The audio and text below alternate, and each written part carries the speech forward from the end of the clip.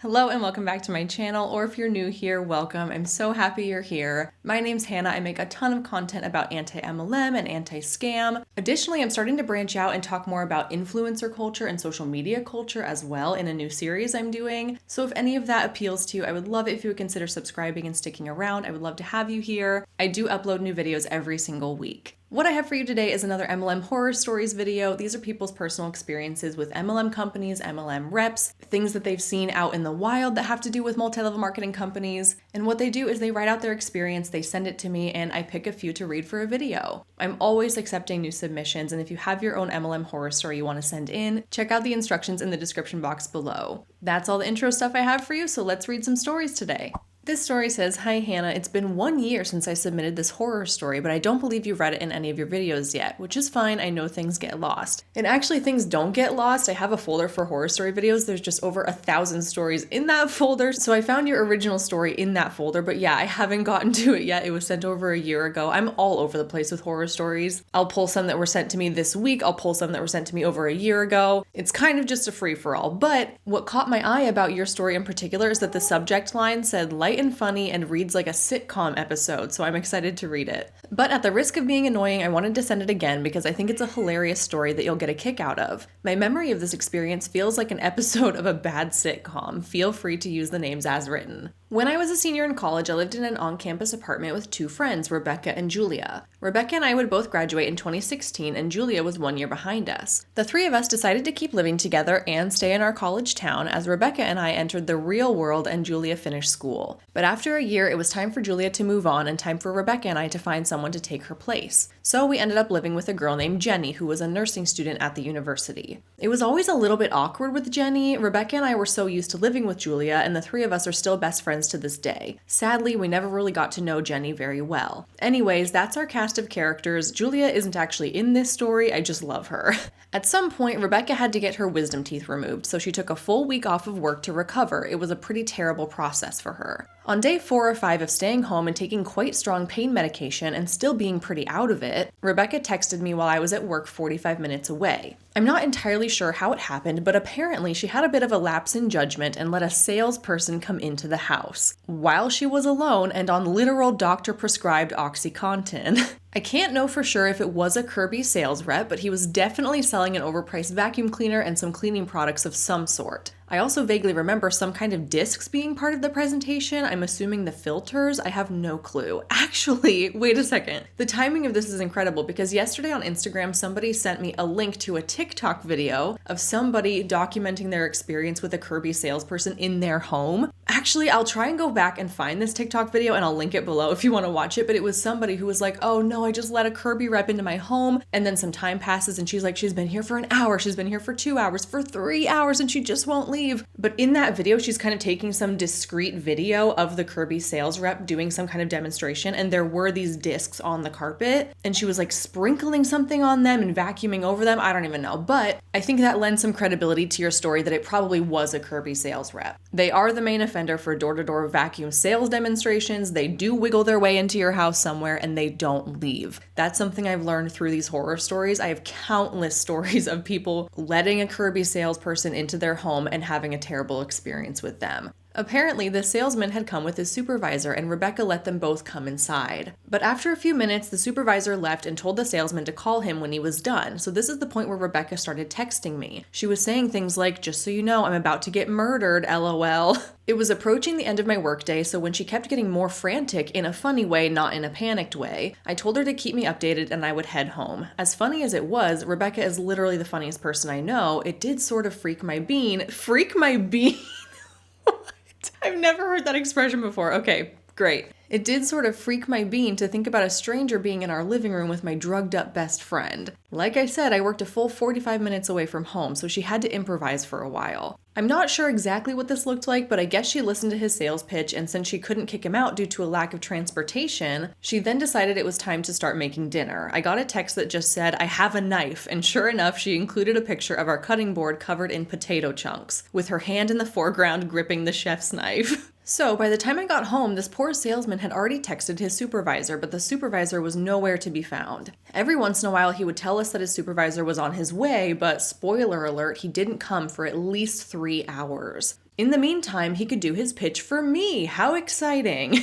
I got the vibe that he was newer, not totally confident in what he was doing, and probably wanted to disappear from our living room more than we would have liked for him to disappear from our living room. We tried to be polite, but it was just so awkward. When he wasn't texting his supervisor begging him to come rescue him, he just perpetually puttered and cleaned up his kit over and over somehow. My memory isn't 100% clear, but I'm pretty sure he kept pulling things out of his kit, cleaning them, and then packing up the kit again. I swear, it felt like we were in a time warp just over and over again. He was just sitting on our living room floor. I'm sure we offered him a seat, but I don't have a memory of him taking it. Just packing up his stuff, but never leaving. I think this is the first time that I've ever considered how uncomfortable the Kirby rep must be in all of this, because this is so common to hear that Kirby reps come and they get into your house and they don't leave for hours. But it sounds like in this situation, maybe he's kind of stranded there. He's asking for his supervisor to come get him. Supposedly the supervisor's on their way to come get him, but more and more time is passing and he's just kind of trying to make himself look busy. Because if you do kick him out, then where is he going to go? He's probably just going to sit outside your house and wait to be picked up. I'm not sure if you live in a neighborhood or something. Maybe, I guess you could go to a different person's house. I don't know. Just with the details you're giving in your story that he seems newer and younger and maybe inexperienced and uncomfortable and awkward, it makes me kind of feel bad for him. I do. He probably doesn't want to be there just as much as you don't want him to be there, but he has nowhere to go. It makes for a terribly uncomfortable situation for everybody. Of course, throughout this time, he kept trying to get us to purchase the vacuum, but it was like $1,500 or something ridiculous. We were 22, there was no way we could afford that. So we hatched a plan that we thought was brilliant. We would blame Jenny. Not directly, of course, but we told him that since a vacuum would be a household purchase, all three of us would have to be on board with it. And Jenny is doing her clinicals for nursing school and would be gone all night. So we wouldn't be able to talk to her about this $1,500 vacuum, and therefore we couldn't buy it. We thought we were geniuses. The problem was that we assumed he would be gone by the time Jenny did get home. He would have no reason to suspect that we lied. But when his supervisor continued to not show, we eventually had to text Jenny and give her a heads up because she was genuinely about to get home, from classes, not from clinicals. I told her to park down the street and take a walk around the block because, quote, he's just about to leave, just give him a few more minutes. And obviously he was not about to leave. After Jenny had walked 3 or 4 laps around the block, we needed to let her in the house. You know, the one that she was paying to live in. But because of what we told the salesman, we wouldn't be able to call her Jenny in front of him. So we renamed her something random, probably Katie or something like that. We let the salesman know that our friend Katie had been planning on coming by to hang out that night and she was on her way over. So after a few more laps around the block, Katie rang the doorbell and we answered the door all happy to see her. I'm almost certain that our acting skills were not Oscar worthy. This is hilarious, pretending that your roommate isn't actually your roommate and that she's just a friend that's visiting and making her knock on the door. That's so funny. By this time, Rebecca's impromptu potato soup, brought about solely by her desire to be holding a knife while alone with a stranger, was almost done cooking. We had tried to delay dinner for as long as possible, but we were genuinely hungry. We offered the salesman some soup several times, but he never took us up on it. He was still sitting on the floor with his kit, while we sat at the table literally right next to him. Our house was not large. I cannot stress enough how close we were to each other while we ate and he sat on the floor. Again, so uncomfortable. I'm sure he feels in that moment like he's completely intruding. You're going about your evening, you're having dinner, it's time to start winding down for the night, and he's still in your house. Finally, after at least 3 hours, maybe 4, the supervisor showed up. I genuinely felt bad for the salesman. As uncomfortable as we felt, he probably felt worse. Yeah, that's what I'm saying. Oh, poor guy. I can imagine that he probably felt abandoned by his supervisor. I know I would have. And I'm pretty sure that when he did show up, he came inside and kind of heckled the salesman for not making the sale. He was clearly trying to lighten the situation in some way by joking about it, but it was still really uncomfortable. I hope that guy got out of whatever vacuum company it was. Again, may or may not have been Kirby. I'm almost positive it's Kirby. At the end of the ordeal, we all debriefed over our potato soup about how insane and hilarious the situation was. From the pain meds to the knife, to the blame it on Jenny, to Jenny having to become Katie. The whole thing felt like an episode of Friends. I don't know if this email does justice to how funny it was, but Rebecca and I had to repeatedly go in the other room to laugh hysterically while also trying not to make any noise. To this day, it's one of the funniest memories I have from that living situation, and the ridiculousness of the whole thing actually broke down the awkwardness we had been feeling living with Jenny. And it was one of the only times that Jenny joined Rebecca and I for a meal. Thanks for hopefully giving this story a place to live, and I hope you find it as hilarious as I did. I really enjoyed this story, and I'm sorry it took me over a year to read it. You actually brought it to my attention because you resubmitted it, and so I appreciate that. I totally agree with you that this sounds like a sitcom episode. It is so funny. And I think you did a great job making light out of a situation that I'm sure was terribly uncomfortable, terribly awkward. Because it's awful to be made to feel that way in your own home, to have a stranger invading your space and who will not leave is kind of my nightmare situation. So I really have to commend you that you had fun with it. And I think that's kind of what the girl was doing on TikTok, the video that I saw yesterday too. She's like, this is a ridiculous situation. I just have to document it and let's laugh about it together. These interactions with Kirby salespeople never fail to entertain me, so thank you for sending this one in.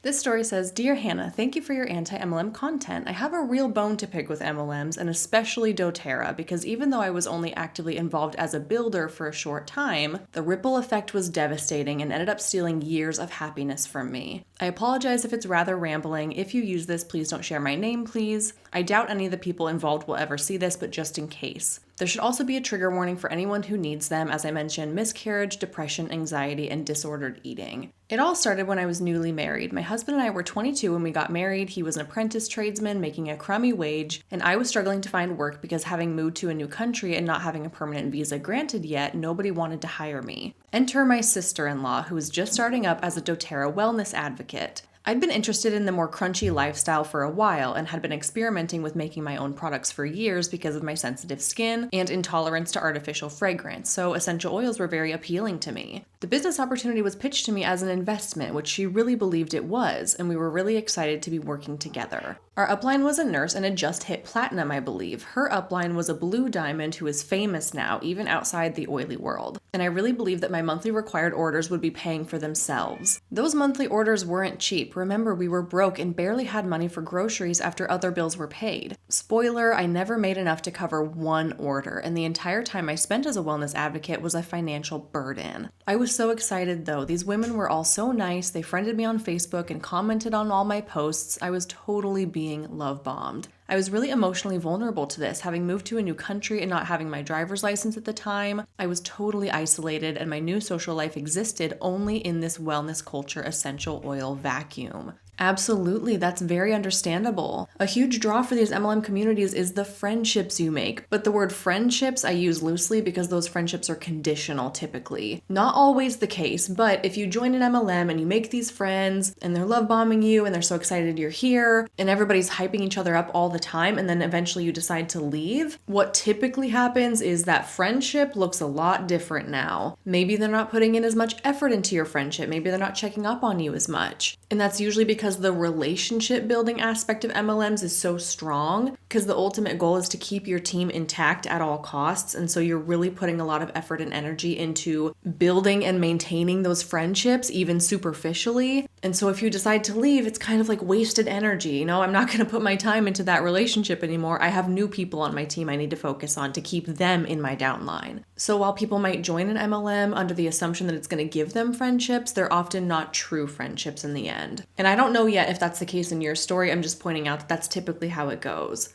Ugh, the toxic and misinformed wellness culture. It was really devastating for me to be exposed to that. I didn't know it at the time, but I've since been diagnosed with ADHD and can be really impulsive and obsess over things. Well, I took on this whole identity as a wellness advocate, and it was so cringy. There's an oil for everything. Eat the oils, put them in your water, have an oily routine. They had me dripping oil straight into my palms to huff multiple times per day and then rubbing them over my heart, telling me that this would help me get over my miscarriage. What an incredibly insensitive thing to tell somebody. I do wonder if my excessive use of essential oils had anything to do with the miscarriage in the first place, because I now know that clinical aromatherapy guidelines advise against all essential oil usage, any route diffused, inhaled, or topical during pregnancy during the first trimester. So I do feel the need to interject right here that there's no way for us to know if essential oils caused a miscarriage or if they can help you quote unquote get over a miscarriage. I think we're treading on really dangerous territory right here with that. We all know that essential oil health claims are outrageous, but what I don't want you to do is to blame yourself. There's so many reasons why a pregnancy might not be viable, and I don't want you to carry this with you going forward. I don't want you to feel like you had anything to do with it based on your essential oil usage. And back to your story, you said, yeah, I was eating that crap. In clinical aromatherapy, internal use, aka eating oils, is almost never recommended because it's so dangerous. I didn't know that, and they told me the little peppermint oil capsules would help with morning sickness, and the On Guard ones would boost my immune system. Both of those oils and blends are unsafe for babies and children, by the way. These people also spoon-fed me orthorexia with all the scaremongering about certain foods, pesticides, GMOs, sugar, blah, blah, blah. I was so strict that I wouldn't eat at my in-laws. I would pack my own food because their food wasn't good enough. Yeah, even though my orthorexic days are behind me, I still struggle with my relationship with food because years of deprivation created a food scarcity mentality, and guess who craves less nutritious food more than ever? Me. So what you're explaining here about kind of developing this unhealthy relationship with food and this obsession with wanting to eat only the best things and the fixation on health and wellness and that kind of thing is really interesting, because I do think that that can connect to the oily culture, as much as I hate that term. But in these essential oil MLMs, it definitely appeals to people who want to live a more natural or holistic lifestyle. And I think there can definitely be a time and place for that, but there's also an extreme end to that where people take it too far to where they're now developing a fear of things that they don't perceive to be as safe or as healthy as they would like them to be. So that's really interesting that you bring that up, because I wonder how common that experience is for people that are in essential oil MLMs, or really any health and wellness MLM, where they do kind of develop this overly obsessed fixation on the MLM's products and what they believe they can do for them health-wise, and now everything else is scary. I bet a lot of people in these companies experience that, at least to some degree.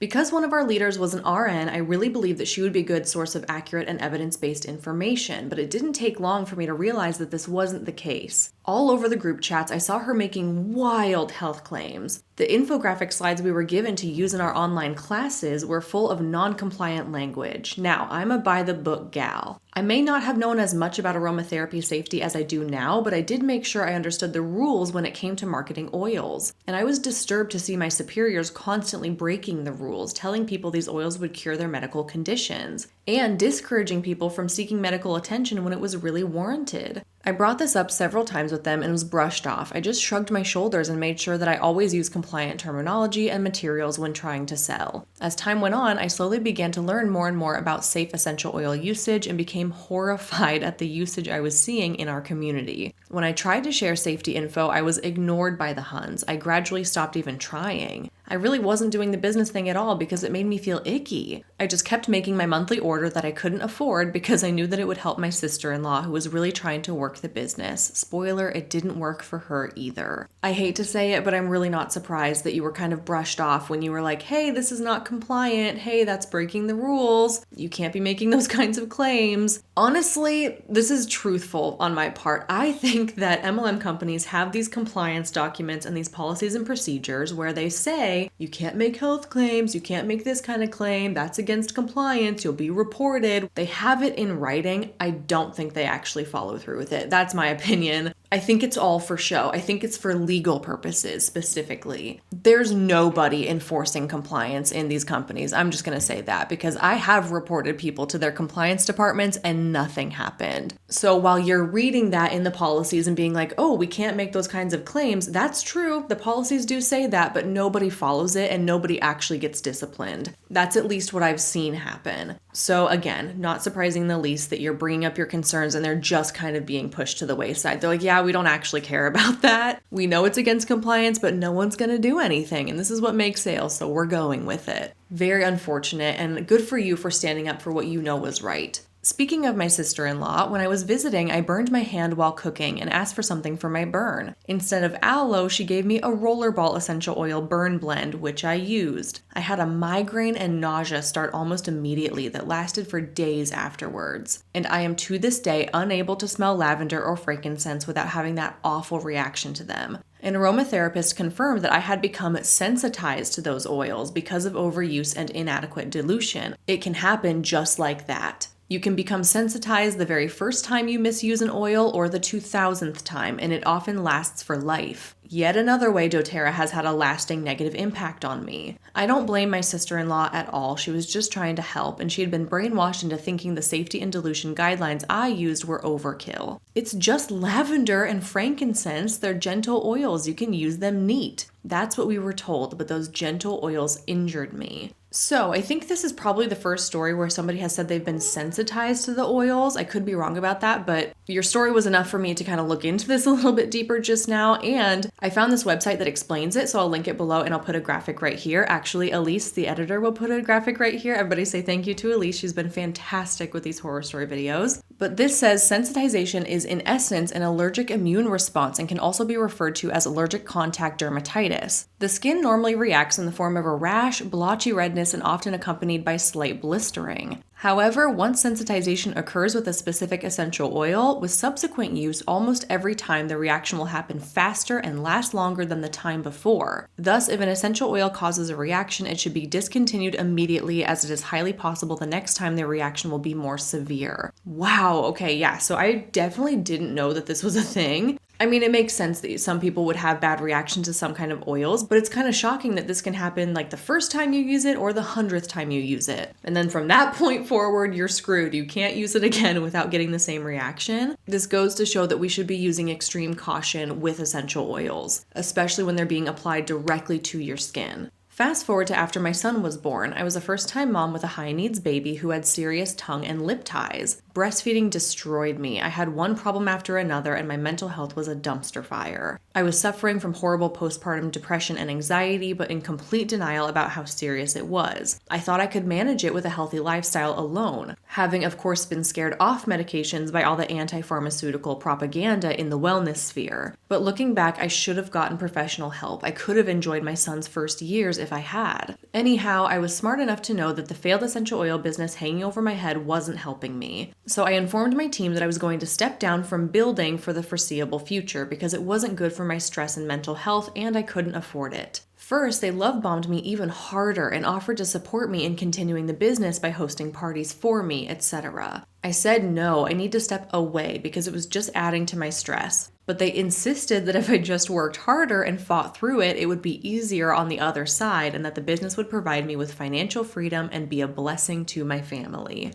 They're saying that because they don't want you to quit because that hurts them. I stuck to my guns and I quit the business, and then my doTERRA friends ghosted me. They didn't unfriend me, but all of the interactions stopped. It was like I was being shunned. Imagine what that did to my already fragile mental health. I unfriended all the Huns and I was so deeply hurt. Yeah, that's kind of what I was saying at the beginning of the story, and I'm so sorry that it ended up like that for you. I was hoping that it wouldn't when we got to the end of your story. I was hoping you'd say that they still stuck around, but again, it makes sense because it is a waste of time in their eyes, as hurtful as that is. Did you think that was the end of the story? No. Even after I left the business, the wellness culture I was exposed to in those oily circles wrecked my life for a couple of years. I thought I could cure my chronic illness and mental health struggles by working with a naturopath who basically had me on a starvation diet to heal my gut, and I had a mental breakdown. I was living in fear of mold in my house and I couldn't cope. I went home to my family in the old country with our son while my husband, God bless him, did some renovations on our home and had it treated for the mold. While I was home, my family convinced me to get help, and I finally did. Therapy was the best thing I've ever done for myself and gave me the tools to move forward towards a healthy and balanced life where I wasn't obsessing about health and wellness, and I'm all about that evidence-based life now. I love that, evidence-based life. Let's make that a thing. I think that's amazing. That's my story. Thank you again for putting this content out there so other people who have been taken advantage of by MLMs don't feel so alone. And thank you for this beautifully written story. You touched on a lot of heavy topics in here. I do feel like I paused a lot to break those down as we went along, so I don't have a ton to wrap up right now, but I appreciate you taking the time to write this. You were so eloquent with the way that you outlined all the ways that being in an essential oil MLM negatively impacted your life, and that's very brave of you to share that with us so that it can hopefully help others. Thank you. This one says, "Hi Hannah, first and foremost, thanks for all you do. I've learned so much from your channel and have been able to share it with my friends and family. Even if they choose not to avoid the MLMs in the name of supporting their friends and family, at least they know what they purchase ultimately fuels. Your video on Trades of Hope that was posted 8 hours ago, it's not like I keep an eye out for your videos each week or anything, jogged my memory about a wine MLM that also capitalizes on contributing to nonprofits. I'll keep this horror story short and sweet. A couple of years ago, I signed up for a Women, Wealth, Wills, and Wine Finance and Estate Planning workshop. I had never heard of One Hope, so when I read the name in the event description, I didn't think anything of it. The rest of the lineup was rock solid: a personal finance author, an estate planning attorney, a very successful small business owner in the area. In short, people from whom I knew I would learn valuable information. Imagine my surprise when the program began and I found out that the wine component of the event was put on by an MLM hun, not a local restaurant or an industry wine rep. The One Hope hun led the tastings in between the other speakers and went on and on about the standard MLM nonsense. You can fit this into pockets of your day, you'll gain financial independence, you'll be your own boss. But also continuously harped on the don't you want to help people angle, as a fraction of the proceeds went to various nonprofits. As an avid anti-MLMer and the director of ops and finance at an actual nonprofit, it took everything in me to not call BS when she cornered me to talk about the opportunity. Unfortunately, the person I went with, thinking that she was being helpful, jumped in to say how we were such a great match because of my organization, and there was no way I could refuse trading contacts without being rude. In a small town, mind you. I believe I received 3 Hey Hun messages over the course of the next couple of weeks, all of which only inquired about me joining the company, not partnering with my organization. I just ignored the texts, but to this day I continue to be floored that the organizers of the event thought an MLM was an acceptable or appropriate addition to a program focused on building and maintaining financial stability. That is really ironic. That's not a setting you would expect to see an MLM being pitched at. Thanks for reading, and please tell Zeke and Cooper that a cute tuxedo kitty named Seamus says hi. I think I pronounced your cat's name correctly. I'm apologizing if I didn't. Wishing you and your family all the best in the new year. P.S. A memory also jogged by your Trades of Hope video. I attended a noonday party years ago, and looking back today, I was pretty sure it was an MLM, but apparently it's not. It's an organization that sounds close to Trades of Hope minus the recruitment compensation. If you take a look at the website, you'll see why it comes off as super MLM-y, but they say in multiple places that the only compensation ambassadors receive is commission on their sales. I know you said you appreciated the original mission of Trades of Hope, so I thought you might want to check this one out. So, very interesting because you are not the first person to tell me. Trades of Hope reminds me of Noonday Collection, and Noonday Collection is all the good things without the MLM, which I don't really know where people are getting this notion because they are 100% an MLM. Maybe it's because you're saying that on the website, they're saying everywhere that they only get commission on their sales, but I found their compensation plan and it's exactly like every other MLM compensation plan I've looked at. I'll have Elise put a screenshot on the screen right here and I'll link it below, but they do make a commission off of their downline sales. There's a whole section for it right here where it says coaching commissions level 1, 2, 3, and the higher percentage you make on your downline sales increases the higher you go in the ranks. That's an MLM.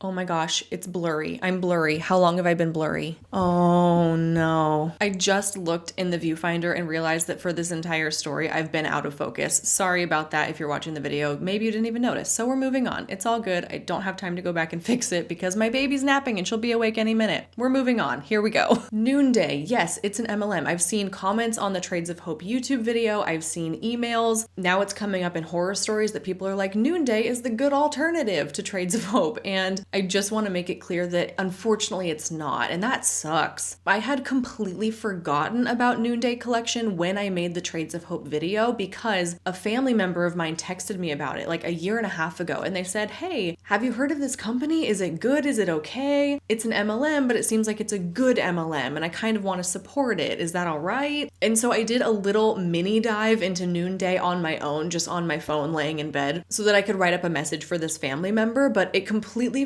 fell out of my head after that point, and it wasn't until people started commenting on the Trades of Hope video, recognizing the similarities to Noonday, that I was like, oh yeah, I looked at that company forever ago. So, unfortunately, they pretty much are one and the same. I've gotten comments from people saying that I should make a video about Noonday, but I don't think I will because it would be structured exactly the same as the Trades of Hope video would. Like their products, their mission, their compensation plan, all of it is basically the same. And if you have no idea what I'm talking about right now, I would encourage you to watch the Trades of Hope video. It is one of the most problematic MLM companies I've ever come across, and it's unique because it functions under the guise of charity and helping people in developing countries have a source of reliable income. So because you included that little PS at the end of your story, I wanted to include that it is an MLM. And if anybody is ever wondering if a company is an MLM or not, go to Google, type in the name of that company, compensation plan, and look at those documents. If it's not an MLM, they probably won't have a compensation plan for you to find. Because if it really was just a commission on sales, then the compensation plan would be 25% commission on your sales. That's it. There wouldn't be a document outlining the ranks and the requirements and the percentages of commission you get at certain levels. That is strictly for an MLM company. If you're encouraged to build a team because you can make a commission off of other people's sales, that is a multi-level marketing company. And both Trades of Hope and Noonday are MLMs, unfortunately. And what I'm taking from your story is that you were watching this unrelated video and it jogged your memory about a time you had an encounter with an MLM. And that happens with so many people. Even if they're just these really small, minor, once in a blue moon interactions, it seems like everyone has some kind of experience with an MLM. And that just speaks to how they infiltrate every aspect of our society, basically. You went to a finance and estate planning workshop and somehow a wine MLM wiggled their way in there. That's outrageous. These companies are everywhere if we just take the time to look at them. So thank you so much for sending in your short and sweet horror story. This one says, "Hi Hannah, my name is Rosalind, you can use my name, and I've been watching your videos since MLM Horror Story number 1. You're kidding. Thank you. That is so long ago since I posted that, and we're at number 85 now, which is unbelievable. Thank you for your support. That's amazing. And I love seeing how far you've come. Tell your cats hi for me, and trigger warning for cancer. I live in a small town surrounded by small towns in Texas. I was in 4-H, which is basically where you can show various animals, cook, do public speaking, and a few more things. I'd been doing this since 3rd grade, and now I'm 21, still helping with the organization wherever I can. I did a lot of different projects growing up, but the one I showed the most was rabbits. I'd been showing at the county fair for years, and there's usually a sponsor in 4-H that helps out at each show. This show's sponsor is Carol, which is a fake name. Over the years, she'd gotten somewhat close to my family, and I remember winning makeup parties from her growing up and wondered why they'd stopped because I'd had so much fun doing them. Turns out that she's in Mary Kay, and she kept trying to recruit my mom. My mom didn't join at the time because of not being able to afford any starter kits, I think, and thank God she didn't. My mother finally stopped talking to Carol other than at 4-H events. Fast forward to the day I turned 18. I was finally an adult and was looking for a job. I guess that Carol got a notification from Facebook that it was my birthday, or she saw my mom's post. Either way, she shot me a message. At first, it was just a simple, "Happy birthday, sweetheart," but that was quickly followed up by, "I have this amazing business opportunity, yada yada yada." I politely told her that I was not interested, however, she still tried to recruit me every so often. That is a very common occurrence for people that have just turned 18 to be pitched for an MLM. Almost like the MLM hunt acquaintances in their lives are just waiting for the day they turn 18 and become legal to join an MLM. Because you can't sign up to be an independent contractor with these companies unless you're 18. And 18 is a very vulnerable time in someone's life, for lack of a better term. You're typically in your last year of high school, you're typically deciding where you're gonna go from there, whether that be college, whether that be the workforce, whether that be a trade school. It's really scary to become a legal adult and also be expected to figure out your life path at 18 years old. And MLM reps take massive advantage of that. They make it seem all shiny and beautiful that this is your own company, you're your own boss, you have so much freedom and flexibility and control over your future. And all you have to do is join me under my wing and buy a starter kit, and I'll train you and I'll teach you everything you need to know. That's one of the ways that these young people get swooped into an MLM before they know any better.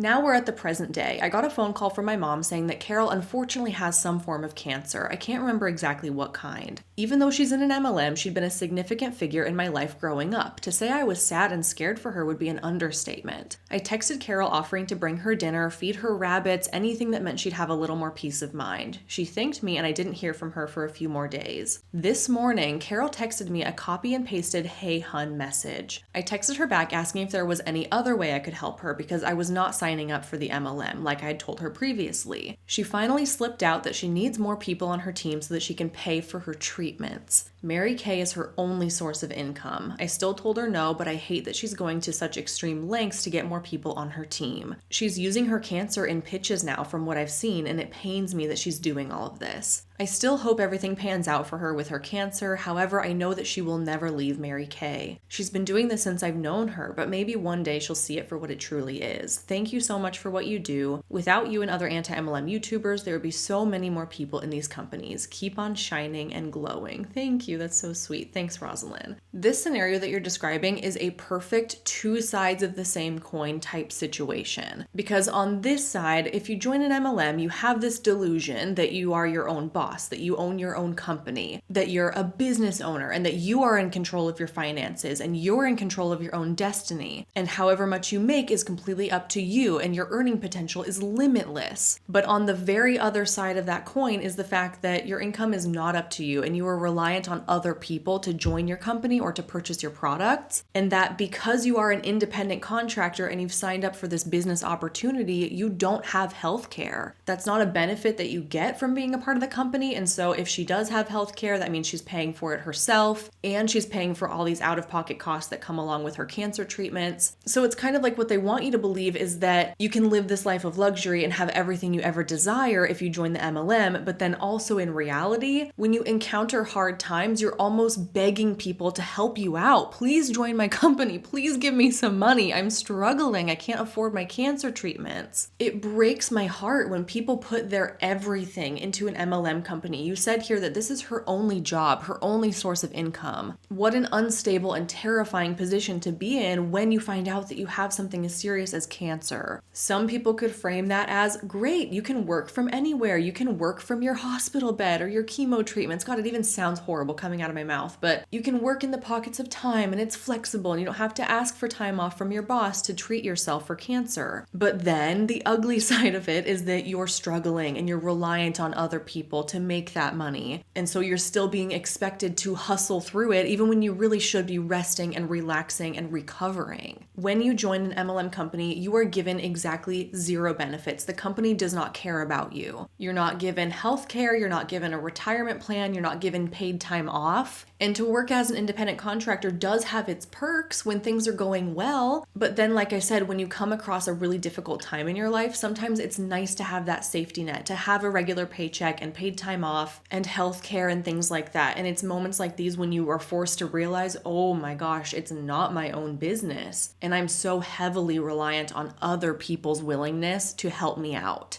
And you said now she's using her cancer diagnosis in her pitches for Mary Kay, and that is awful. Because you know she's framing it like, I'm so grateful for Mary Kay and the freedom and flexibility it offers me during this difficult time. But then in her private messages to you, she's like, the way you can really help me out is join my team because I need the money. I really feel for her. This is an incredibly sad position to be in. I don't envy that at all. I hope that she recovers from cancer. I hope that her treatment is effective. And who knows, perhaps this is kind of a wake-up call that Mary Kay is not the way. Maybe going forward, she will consider diversifying her income stream so that can give her a little bit more stability in her future. I'm sending Carol all of my well wishes, and I appreciate you writing in this story. This story says, hi Hannah, first of all, I just want to say that I love your content. I work full-time as a biochemist and I'm in grad school, so it's nice to have something to put on in the background while I'm doing boring tasks or need some pretend company during long days in the lab. My cats also talk back to Zeke when he chirbles if I'm at home and I don't have my headphones in. That's so cute. You can definitely use my name as I'm pretty low to no contact with the people mentioned, and I don't think they'd be consuming this content to begin with, so here's my story. When I was at the ripe old age of 14, my stepsister, who is 10 years older than me, was getting married. I've never gotten along well with my stepmom, and my stepsister gave the show Bridezillas a run for their money. I'm talking weeks and weeks of having the family help her make a brooch bouquet out of old brooches and then deciding that she hated them at the last minute and having to quickly order replacement flowers. My stepsister was also a serial MLM hopper at this time. LuLaRoe, Unique, Scentsy, Mary Kay, Origami Owl, Color Street, Pampered Chef, and Pure Romance. I had to go to a Pure Romance party full of mostly 50 50 and older women when I was 16, but that's a grosser story for another time. My stepmom would fund whatever startup costs the company had and believed my stepsister every time that she said this time was different, that she was going to make a lot more money than previously. Despite this, my stepmom and like 3 of her friends were the only people she was ever able to sell to. I digress. For her bridal shower, I had to ride about an hour away to one of her friends' houses, and the car ride was me, my dad, my stepmother, and 2 of my stepsister's friends' kids who were both under the age of 5. Great company for someone who wanted to zone out and listen to MCR and didn't want to go to a wedding shower in the first place. We get to the venue, my dad left to go drive around, and I'm the only person who is over the age of 7 but younger than 24. So I'm sitting with the adult crowd while many loud kids played in another room. Honestly, probably more fun than what we were getting to listen to. The friend whose house we were at had a huge display of containers that I soon realized were Tupperware. I was at a Tupperware party an hour away from home when I couldn't leave. Lovely. This was way before I knew what MLMs were, but I knew that my stepsister was always hawking random junk that my stepmom would buy and that filled up our house. Disgusting smelling wax melts and gross leggings ring a bell? The memory of the whole pitch is a bit foggy, and this is 10 plus years ago, but what I do vividly remember is the giveaway. We each had to write our name and contact info on an index card and put it in a Tupperware bowl. From here, we were each drawn to win prizes. I was thinking it wouldn't be too bad, and I thought the tiny Tupperware keychains were cute for holding coins or cosmetics, and I've always liked stupid tiny things. Sadly, my name didn't get called before all the keychains were gone, but since everyone was a winner at this party, my name was drawn to host my very own Tupperware party. At the age of 14, I could invite all of my 9th grade friends. I remember protesting and saying that it wasn't practical. I didn't want to host a party. I would trade someone for the little keychain, and I didn't want to have to sell people as an awkward teenager, and my stepmom would hear none of it. My stepmom explained that I was 14 and I lived in her house and she would gladly host a party. I did not get a keychain. After this, we got to have an ice cream sundae bar with no ice cream, since my stepsister was always intertwined with Weight Watchers, Atkins, Nutrisystem, or whatever the pay money for a diet plan program du jour was circa 2010. My stepmom also funded these, and she never stuck with one longer than a few months. So wait a minute, I need more details on this ice cream sundae bar with no ice cream. What were you eating? Toppings? I need to know how that went down. If you see this video, please leave a comment. I need to know. My stepmom yelled in the car about how rude and disrespectful I was for not acting excited about the party and how I ruined the bridal shower. Though if it wouldn't have been from not wanting a party, it probably would have been ruined by something else I'd done. And here's where I just have to interject how bizarre it is that this is a Tupperware bridal shower. It's not the first instance I've heard of somebody using their bridal shower, baby shower, bachelorette party, wedding even, to pitch an MLM, to make it some kind of display for whatever the MLM product is. That could be a pure romance bachelorette party, a Tupperware bridal shower. I don't remember what the company was, but I vividly remember a story in one of these videos of somebody making a pitch at their wedding, and like their bridesmaids were part of their MLM team or something. Gosh, I wish I could remember what company that was. Regardless, it happens more than you think, and it's shocking. And the point that I always make when this comes up is like, how sad is that being in this MLM is likely a very short time period for you in the grand scheme of your life. People don't typically stick in an MLM for any longer than a year, maybe a couple years, but because during that time you're expected to make it your entire personality, if your time in the MLM coincides with these big events in your life, it's sort of like you're expected to intertwine the two and to make an opportunity out of it. Make an opportunity out of the fact that you have all of these people you love gathered in one place to pitch them for something. And it's so sad to me to think about how when these people grow up a little bit and they leave their MLM and they realize that was a total scam and they get out of it, they're gonna have to look back on these big events and remember that their bridal shower was a Tupperware party. It does kind of seem like your stepsister hops from one MLM to the next, so maybe she hasn't realized that they're all the same yet and that they're all scams. But ideally, that day is gonna come for her, and how upsetting to have to look back on these big exciting events in your life, these pivotal moments, and have them kind of be tainted by an MLM pitch. It's really, really sad. My stepmom never ended up hosting the party, but I did get a periodic "Hey hun" message from my stepsister's friend for almost 2 years after I found myself at this stupid party. My stepsister did end up selling Tupperware for a while after, and my stepmom bought containers for everything from butter and Velveeta keepers to measuring cups and spoons to containers for cereal, pasta, snacks, just about everything. I did not know that a Velveeta keeper existed. What a niche product to own that you're probably going to use once in a blue moon. I guess if your family loves Velveeta, you'd use it all the time, but still. Wouldn't a normal Tupperware container work just fine? I'm sure you could find something big enough that would fit a stick of Velveeta and you don't need something perfectly shaped to it, you know? My stepsister has settled down with MLMing except for Usborne books. She has kids now and I will get invited to book parties on Facebook once every couple of years despite the fact that I haven't seen her since 2018. Thankfully, through learning about MLMs over the years, I've never fallen for any and I don't think I will anytime in the future. Though adult me still kind of wants a Tupperware keychain. Hope you and your family are having an amazing holiday season and wish you the best in your pregnancy journey. Holiday season and pregnancy. When was this sent to me? December of 2022. So over a year ago again. This is the second story I'm reading in this video that was sent to me over a year ago. Thank you for your patience. I'm glad that I finally got around to it. And it's always so unfortunate when you find yourself trapped in these MLM parties when you thought it was going to be something fun. But I am so glad to hear that even though your stepsister has found herself in a million MLMs, you never have, and you haven't followed in those same footsteps. And maybe through watching her be involved with all these companies and how badly it's gone, that's protected you from joining yourself. So I guess that's the silver lining here. I appreciate these lighthearted stories. Thank you so much. And that, my friends, is all the stories I have for you for today's MLM Horror Stories video. I know I say this all the time, but I'm so appreciative for everyone who sent in their story, and I'm appreciative if you're considering sending in a story. I would love to read it. Go ahead and send that my way. And if you love these horror story videos, this is the 85th one in the series, so I have a whole playlist dedicated to the rest of them if you'd like to binge through those. Thank you so much for watching. I really appreciate you, and I'll see you in my next one real soon. Thank you.